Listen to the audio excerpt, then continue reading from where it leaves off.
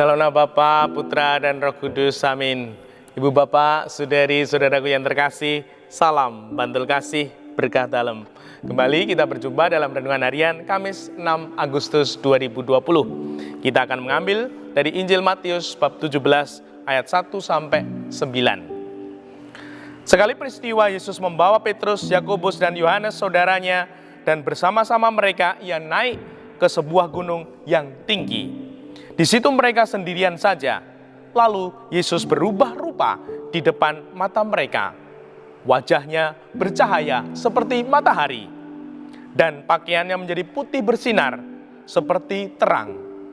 Maka tampak kepada mereka Musa dan Elia sedang berbicara dengan Yesus.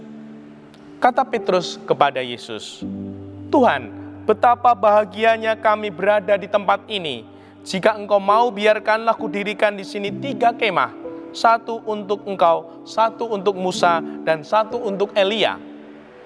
Sementara Petrus berkata-kata begitu, tiba-tiba turunlah awan yang terang menaungi mereka. Dan dari awan itu terdengarlah suara yang berkata, "Inilah anak yang kukasihi, kepadanyalah aku berkenan. Dengarkanlah dia."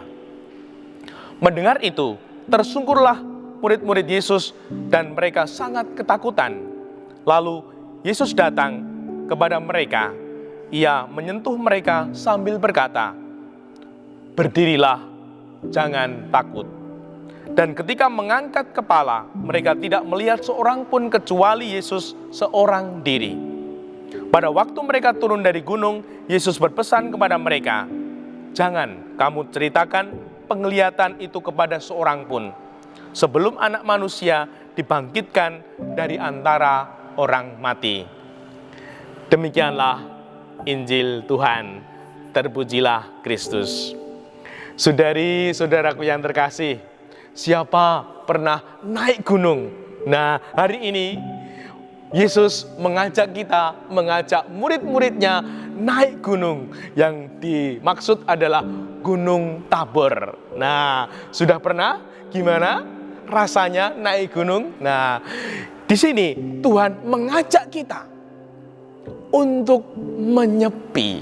Nah, siapa suka menyepi atau malah takut kalau sepi? Nah, semoga kita sungguh-sungguh memaknai sepi namun tidak kesepian, sendiri namun tidak sendirian. Nah, semoga kita mampu melihat itu. Karena apa? Karena ada Tuhan Yesus.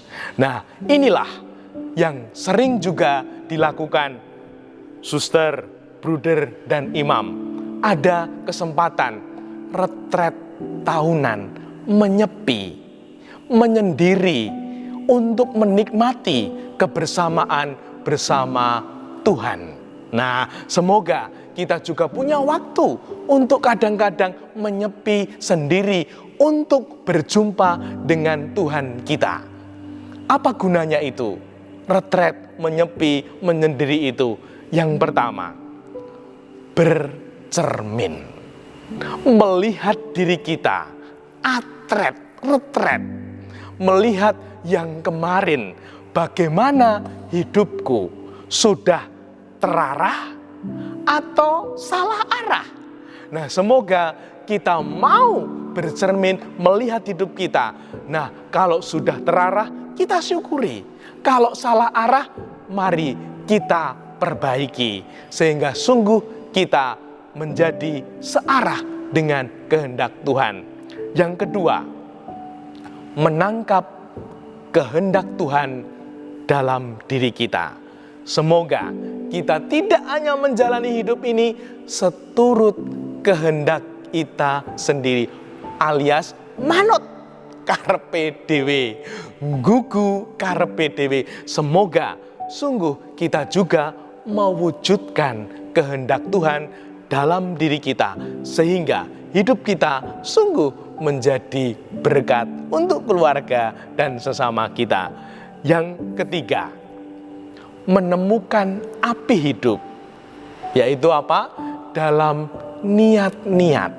Setelah kita menyepi, merenung, mengevaluasi diri kita, kita menemukan, mengumpulkan energi dan api, mewujudkannya dalam niat-niat. Tidak usah banyak, 1 atau 2, untuk keluargaku, untuk istriku yang punya istri, untuk suamiku yang punya suami, untuk anak, untuk bapakku, untuk keluargaku. Apa niat-niat baikku, sehingga sungguh hidupku menjadi berkat untuk keluargaku, untuk sesamaku, sehingga hidup kita makin bermanfaat, bahkan menjadi berkat seperti apa yang dikehendaki Tuhan.